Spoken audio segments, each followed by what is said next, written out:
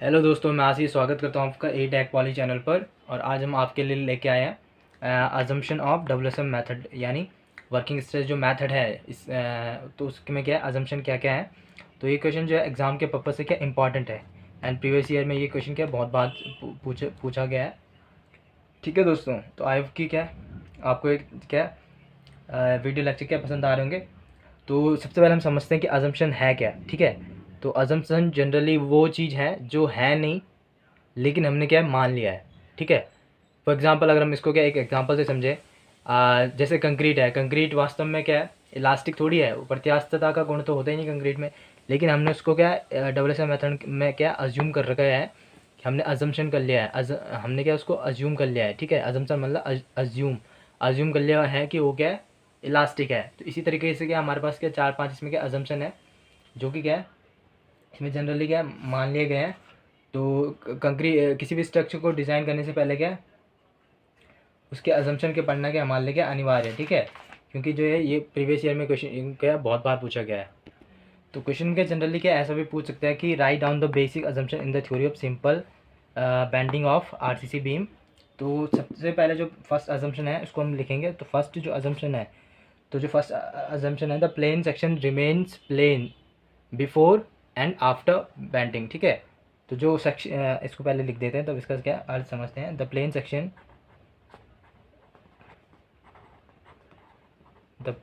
Section remain remains plane before and after bending and after bending। तो आए अब दोस्तों के क्या, तो ये हमने क्या लिख दिया, इसका पहला अजम्पशन ये है कि द प्लेन सेक्शन क्या remains plane before and after bending. तो इसको क्या फॉर एग्जांपल हमारे पास क्या एक बीम को हमको क्या डिज़ाइन करना है। ठीक है, हमारे पास क्या जनरली क्या हमने क्या ले लिया, बीम है। तो इस जो बीम है, अगर हम उसमें क्या एक प्लेन ले लें, तो क्या है प्लेन ले लें, तो एंड उसमें क्या एक हमने क्या प्लेन ले लिया। तो उसके बाद हमने उसमें क्या लोड अप्लाई कर दिया बीम पे। तो इस अजम्पशन का अर्थ ये है कि जो प्लेन होगा, ठीक है, तो लोड से पहले जो है जो लोड से पहले जैसा वो दिखता है, वो वैसे लोड के पश्चात भी क्या क्या वैसे ही रहेगा। मतलब क्या उसमें क्या है डिफ्लेक्शन तो हो सकता है, लेकिन वो क्या दिखना हमको क्या वैसे ही चाहिए। ठीक है, यानी टिल्ट वो हो सकता है। तो इसको क्या एक एग्जांपल से समझते हैं। 1 मिनट, ये हमारे पास जनरली क्या हमने क्या फॉर एग्जांपल हमने यहाँ पे एक बीम ले लिया, एंड ये बीम है। ठीक है, ये बीम है, एंड यहाँ पे ये क्या आ रहा है, इस पर रिएक्शन फोर्स काम कर रहे हैं। ये क्या बीम कौन सा है, सिंपली सपोर्टेड बीम है। ठीक है, इसमें क्या रिएक्शन फोर्स काम कर रहा है, एंड हमने यहाँ पे क्या प्लेन ले लिया है। ये हमने यहाँ पे क्या प्लेन ले लिया है। अब हम यहाँ पे क्या करेंगे, लोड अप्लाई करेंगे, यानी आफ्टर लोड ये कैसे दिखेगा, अगर हम इस पर क्या लोड अप्लाई करते हैं। ये बीम वही है, सिंपली सपोर्टेड बीम, एंड अब हम इस पर क्या लोड अप्लाई करेंगे। हम इस पर क्या यूडीएल अप्लाई करेंगे। यूडीएल का ये क्या सिंबल है, यूडीएल लोड हमने क्या इस पर यूनिफॉर्मली डिस्ट्रीब्यूटेड लोड हमने इस पर क्या अप्लाई कर दिया, एंड यहाँ पे क्या रिएक्शन फोर्स काम करेंगे। एंड ये प्लेन जो यहाँ पे था, तो बेंडिंग, अब इस पर क्या लोड आ रहा, तो डेफिनेटली इसमें क्या बेंडिंग होगी। ठीक है, यानी इसमें क्या ये मुड़ेगा, तो मुड़ने के पश्चात बेंडिंग लोड के पश्चात ये बीम हमको जनरली कैसे दिखेगा, तो ये क्या मुड़ जाएगा। ठीक है, ऐसे।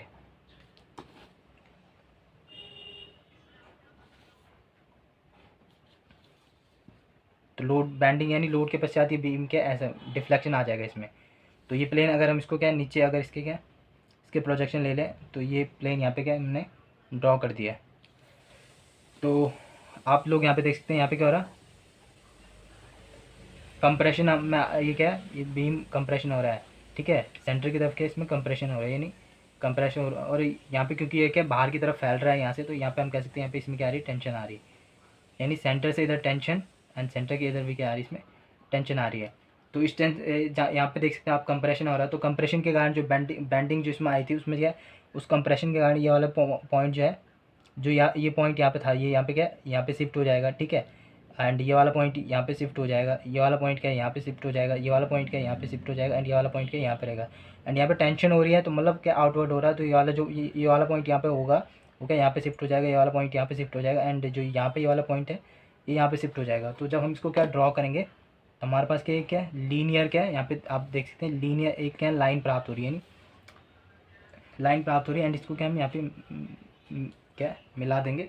तो आप लोग देख सकते हैं कि जो सेक्शन है वो क्या है, the plane section remains planes before and after bending, यानी जो सेक्शन पहले प्लेन था ये है, तो ये सेक्शन क्या प्लेन ही है, हालांकि यहाँ पे क्या टिल्ट हो गया लेकिन यहाँ पे क्या है प्लेन ही है, यानी जो क्या है प्लेन यहाँ पे था वही प्लेन क्या हमें यहाँ पे प्राप्त हो गया, लेकिन अब ये क्या है टिल्ट फॉर्म में प्राप्त हो गया है। तो आई एफ की आपको ये क्या अजम्पशन क्या प्राप्त हो, अगर इसको क्या है उस in terms of simply supported beam क्या है इसका, अगर हम वो बनाएं डायग्राम बीम के केस में, एंड उसमें क्या हम टेंशन साइड में क्या हम रेनफोर्समेंट प्रोवाइड कर दें, अगर ठीक है हमने यहाँ पे क्या एक छड़ स्टील क्या यहाँ पे प्रोवाइड कर दी, ठीक है। एंड जब हम इसका क्या डायग्राम बनाएंगे, कौन सा डायग्राम, स्ट्रेन डायग्राम, ये इसका क्या क्रॉस सेक्शन हो गया सिंपली सपोर्टेड बीम का, ये यहाँ पे क्या हो जाएगा क्रॉस सेक्शन हो जाएगा, ठीक है। एंड यहाँ पे इसको क्या क्रॉस सेक्शन में क्या है बार ऐसी दिखेंगे हमें, ठीक है, ये वाली बार जो है यहीं पे दिखानी है।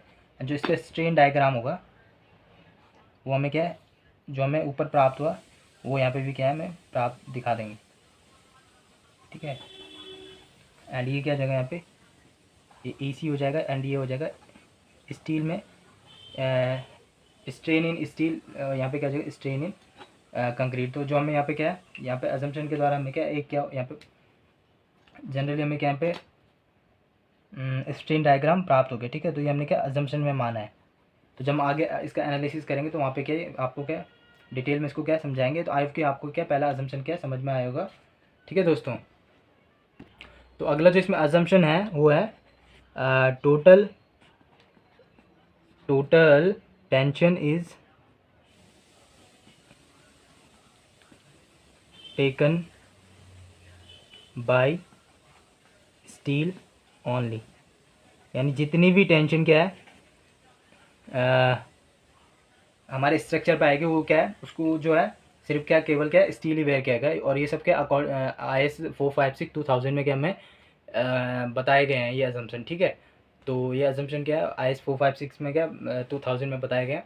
तो मैं अपने जो है टेलीग्राम चैनल पे क्या एटेक पॉली नाम से आप सर्च कर सकते हैं, वहाँ मैं जनरली क्या IS 456 के 2000 प्रोवाइड कर दूँगा, तो आप क्या वहाँ से डाउनलोड कर सकते हैं। नहीं तो आप क्या अगर गूगल पे भी सर्च मारते हैं IS 456 2000 तो वहाँ से भी आपको क्या प्राप्त हो जाएगा। तो हमको ये दूसरा जो अजम्पशन है कि total tension is taken by steel only, ठीक है। तो अगर हम इसका क्या डायग्राम क्या प्लॉट करें, ठीक है, तो यहाँ पे हमारे पास क्या मानावत क्या सिंपली सपोर्टेड बीम का यहाँ पे हमें क्या क्रॉस सेक्शन है, जो हमने क्रॉस सेक्शन है ये हमने बना दिया।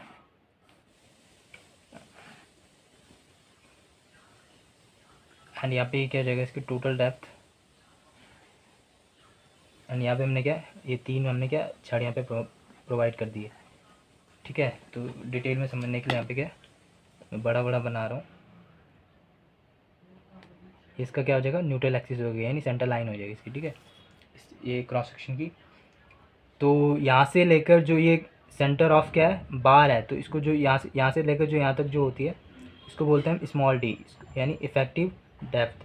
एंड जो ये टोटल ये होता है इसको बोलते हैं कैपिटल D से इसको क्या रिप्रेजेंट करते हैं, ये होते हैं टोटल डेप्थ। एंड ये इस टॉप एज से लेकर जो बार का जो सेंटर है यानी हाफ ऑफ सेंटर है, ठीक है, हाफ ऑफ बार जो है डाई ऑफ बार जो है उसको बोलते हैं इफेक्टिव डेप्थ। एंड जो यहाँ से लेकर और जो ये एज है नीचे वाला एज है, ठीक है, तो इस ये होता है इसको रिप्रेजेंट करते हैं स्मॉल d डैश से, इसको बोलते हैं क्लियर कवर, ठीक है। ये हमारे पास हो गया क्लियर कवर, ये इफेक्टिव डेप्थ हो गई, ठीक है, क्लियर कवर। और जो टोटल इसके सेंटर तक जो डिस्टेंस होती है इसको बोलते हैं सॉरी इसको बोलते हैं डी डबल डैश बोल सकते हैं इसको, ठीक है। तो ये जो डेप्थ होगी ये इसको बोलते हैं इफेक्टिव कवर।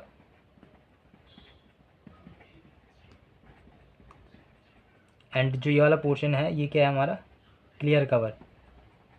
अगले आने वाले टॉपिक में हम कवर करेंगे कि what is clear cover and effective cover.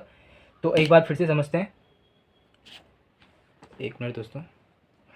तो इस एज से लेकर और जो इसका जो बार, जो ये हमने क्या बार इसमें प्रोवाइड किए, तो इसका जो ये वाला एज है यहाँ पे, जो किनारे का एज है, तो इसको जो रिप्रेजेंट करते हैं वो क्या डी डैश है, एंड इसको बोलते हैं क्लियर कवर। एंड इस एज से लेकर सेंटर ऑफ जो बार है वहाँ तक जो डिस्टेंस होती है उसको बोलते हैं डी डबल डैश, यानी इफेक्टिव कवर। एंड जो यहाँ से लेकर और यहाँ तक की जो टोटल जो हाइट है उसको बोलते हैं टोटल डेप्थ। एंड जो इस यहाँ से सेंटर से लेकर यहाँ तक की जो डेप्थ होती है उसको बोलते हैं इफेक्टिव डेप्थ। ठीक है दोस्तों। तो इस अजम्पशन में जनरली कहा गया, क्या कहा गया कि total tension is taken by steel only. जो हमारे पास क्या टेंशन आएगी, जो स्ट्रक्चर है उसमें जो टेंशन आएगी वो क्या है, टोटल टेंशन जो वेयर करेगा उस केवल क्या है, ये स्टील प्रोवाइड करेगा। कंक्रीट इसमें क्या है, कोई भी क्या है टेंशन इसमें क्या है क्या वेयर नहीं करेगा। तो ये क्या हमारे पास AST है, यानी एरिया ऑफ स्टील है। ठीक है दोस्तों। अगला जो अजम्पशन आता है, अगला अजम्पशन है इसमें कि there will be a perfect bond between steel and concrete. ठीक है। तो इसको अगर हम लिखें, there will be a perfect bond between steel and concrete. तो हम जनरली क्या हमने IS 456 में क्या अज्यूम कर लिया गया है कि जो स्टील और कंक्रीट के मध्य जो बॉन्ड बनेगा वो क्या होगा, परफेक्ट होना चाहिए। ठीक है। ऐसा नहीं कि क्या लूज़ होगा। तो अगर अब हम यहाँ पे कह सकते हैं कि अगर इसमें क्या है बॉन्ड क्या परफेक्ट बनेगा, तो जितना स्ट्रेन क्या कंक्रीट में आएगा उतना ही स्ट्रेन क्या स्टील में भी आएगा। ठीक है। तो हम कह सकते हैं इसको क्या आई कह सकते हैं, IE strain in concrete is equal to क्या हो जाएगा, strain in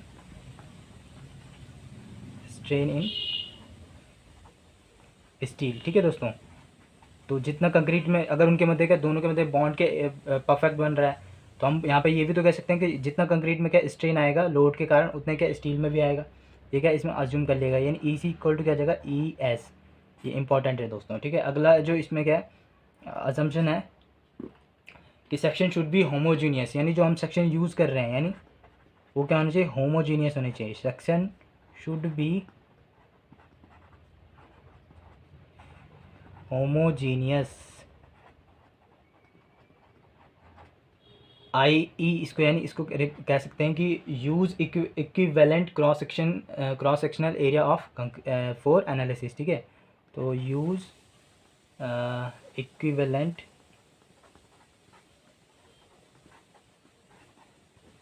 cross sectional area for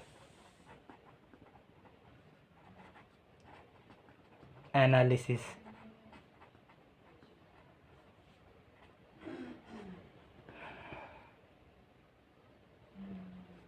तो इसको क्या हम एग्जांपल से समझ सकते हैं। हम यहाँ पे क्या बनाएंगे, दो चित्र बनाएंगे। ठीक है। एक 1 मिनट, फीटा कहाँ गया।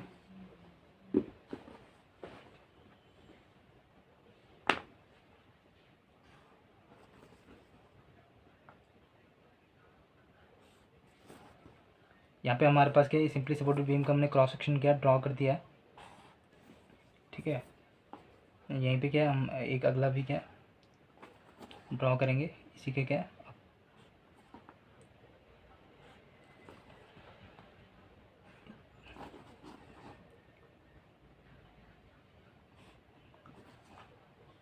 ठीक है। हमने यहाँ पे दो क्रॉस सेक्शन क्या प्रोवाइड कर दिए हैं। 1 मिनट, फीटा कहाँ गया। यहाँ पे इसका क्या ये सेंटर लाइन से क्या इसका सेंटर लाइन होगा। ठीक है। एंड यहाँ पे हमने क्या स्टील के यहाँ पे प्रोवाइड कर दिया, स्टील बार हमने यहाँ पे प्रोवाइड कर दिया है। एंड यहाँ पे इसको क्या अगर हम इस तरीके से दर्शाएं, छड़, यानी हमने ये क्या क्रॉस सेक्शन में छड़े में क्या ऐसी दिखेगी कुछ। ठीक है।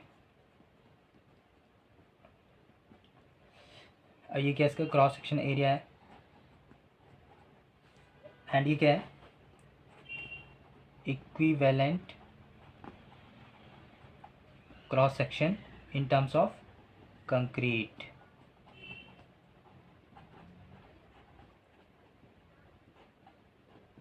ठीक है दोस्तों, ये यहाँ पे इसकी क्या हो जाएगी, विड्थ हो जाएगी क्रॉस सेक्शन की, एंड ये क्या न्यूट्रल एक्सिस है, ठीक है। एंड यहाँ पे इसकी क्या हो जाएगी, इफेक्टिव डेप्थ हो जाएगी।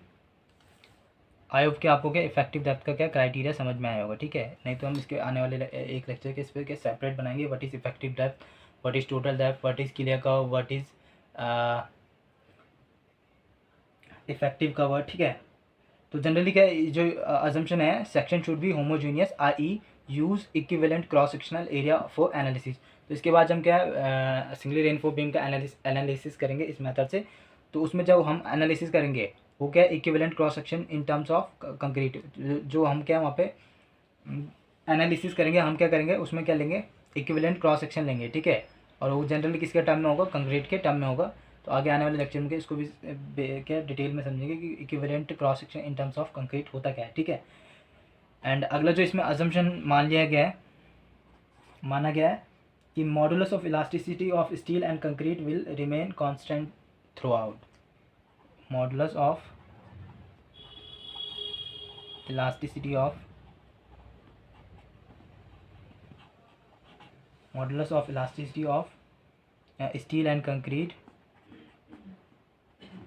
steel and concrete will remain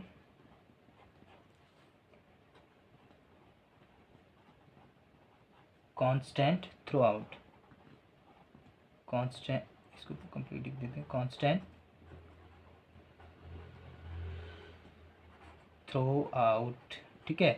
यानी जो modulus of elasticity of steel और कंक्रीट का वो क्या रहेगा, जितने भी हम डिज़ाइन प्रोसेस करेंगे उसमें क्या रिमेन के कांस्टेंट ही रहेगा, ठीक है। एंड अगला जो अजम्पशन है, Hooke's law will be valid, इसमें क्या हुक्स लॉ क्या वैलिड रहेगा, ठीक है।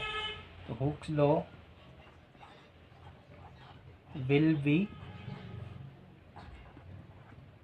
वैलिड, ठीक है। आई यहाँ पे हम कह सकते हैं आई ई, जो स्ट्रेन होगा, strain is directly proportional to क्या जगह स्ट्रेस, ठीक है। तो दोस्तों आई कि आपको क्या अजम्पशन ऑफ डब्ल्यूएसएम मेथड के समझ में आए होंगे। इसके आने जो अगला लेक्चर आएगा वो क्या एनालिसिस ऑफ क्या सिंगली रेनफोर्स बीम होगा, जनरल जो कि बेस होगा डब्ल्यूएसएम मेथड पे, ठीक है। अगर हम हिंदी मीडियम वालों की बात करें तो उनके लिए भी क्या ये क्या यहाँ पे आप देख सकते हैं, मैंने यहाँ पे क्या हिंदी में भी लिखा गया है, ठीक है। तो प्रबलित कंक्रीट धरनों के बंकन सिद्धांत की मूल संकल्पनाएं, basic assumption in the theory of simple bending of RCC भी। तो अगर पहले इसमें क्या अजम्पशन है, कोई भी अनप्रस्थ परिच्छेद यानी क्रॉस सेक्शन जो बंकन से पूर्व समतल है एंड बंकन के पश्चात भी समतल रहेगा। यानी जो हमको क्या हमने जो पहले जो इसमें पॉइंट समझा था, the section remain plane before and after bending, तो उसी का क्या हिंदी में क्या इसमें ट्रांसलेट कर दिया गया है।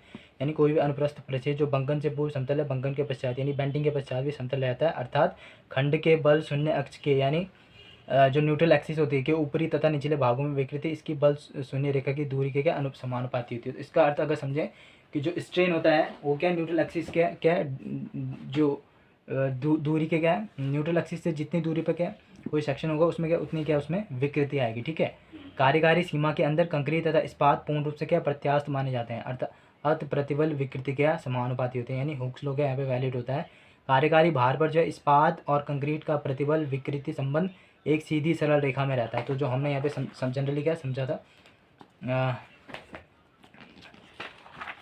हमें क्या यहाँ पे क्या सीधी रेखा प्राप्त हुई थी, हालांकि ये क्या टिल्ट थी लेकिन यहाँ पे क्या सीधी रेखा प्राप्त थी। तो इसका अर्थ क्या वही है, ठीक है। सभी तनन प्रतिबल जो है प्रबलन इस्पात वहन करता है, यानी all the tensile stress are where only by steel, ठीक है। जो हमने क्या इसमें क्या जनरली क्या समझा था। और कंक्रीट इससे क्या पूर्ण मुक्त मानी जाती है। तनन क्षेत्र की कंक्रीट इस्पात की छड़ों को जो निर्धारित स्थिति में बनाए रखने के अतिरिक्त जो है कोई भी अन्य योगदान नहीं देती। यानी जो भी क्या है टेंशन आएंगे किसी भी स्ट्रक्चर को क्या उन सबको क्या केवल क्या स्टील ही क्या वियर करेगा, कंक्रीट का इसमें क्या रोल नहीं होता, ये क्या अजम्पशन में कहा गया है। तो एंड अगला जो पॉइंट है, कंक्रीट व इस्पात में अभिलाग यानी बॉन्ड इस्पात की प्रत्यास्थ सीमा तक क्या परिपूर्ण होता है और दोनों पदार्थ के एक इकाई के रूप में का। यानी जो अजम्पशन है इसका अर्थ ये है कि कंक्रीट और इस्पात के मध्य जो है जो बॉन्ड होता है वो क्या होता है परफेक्ट होता है, ठीक है। और अगला जो इसमें कंक्रीट में दबाते समय जो प्रबलन इस्पात और कंक्रीट में जो किसी भी प्रकार के प्रारंभिक प्रतिबल नहीं होते हैं। तो इसमें अज्यूम कर लिया गया है कि जब हम क्या स्टील है उसको क्या स्टील को जो जब हम क्या कंक्रीट में दबाते हैं तो उसमें क्या कोई भी क्या उसमें जो इनिशियल क्या होते हैं स्ट्रेस हो क्या नहीं उपजने चाहिए। एंड अगला जो अजम्पशन है, इस्पात तथा कंक्रीट का प्रत्यास्थता मापांक ES व EC अचर माने जाते हैं। इस्पात कंक्रीट के प्रत्यास्थता मापांक का अनुपात M का मान जो है 280 डिवाइड बाई 3 सिग्मा सी लिया जाता है।